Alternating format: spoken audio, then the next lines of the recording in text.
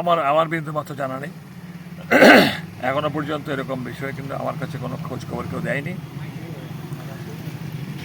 আর viral তো নিশ্চয়ই হয়েছে, মানে আই মিন সোশ্যাল মিডিয়াতে। সোশ্যাল মিডিয়াকে সম্মান জানিয়েই বলি, এগুলো কত কিছু তো ভাইরাল হয়।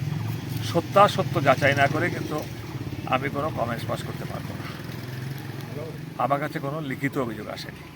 কিন্তু এখন দেখা যাচ্ছে সবার মোবাইলেই এই ভাইরাল হয়ে পড়েছে এবং সোশ্যাল মিডিয়াতেও এটা নিয়ে বিভিন্ন বিষয় লেখা হচ্ছে। সোশ্যাল মিডিয়াকে তো সম্মান করি।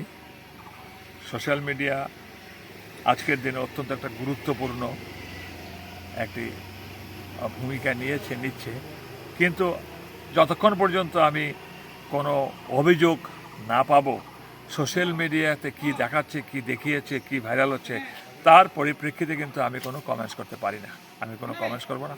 আমার কাছে অভিযোগ আসুক, তদন্ত হবে, এবং বিধানসভার যে রুলস অ্যান্ড প্রসিডিওর আছে, তদন্ত হলে পরে সে বিধানসভার রুলস অ্যান্ড প্রসিডিওর মোতাবেক এগোনো যাবে। কিন্তু আমার কাছে এখন পর্যন্ত কোনো রকম অভিযোগ কেউ করলো না। এই প্রথম আমি একজন সাংবাদিক বন্ধুর থেকে আমি শুনলাম যে এরকম একটা ঘটনা ঘটেছে। বিন্দু বিষয়কে আমি জানি না।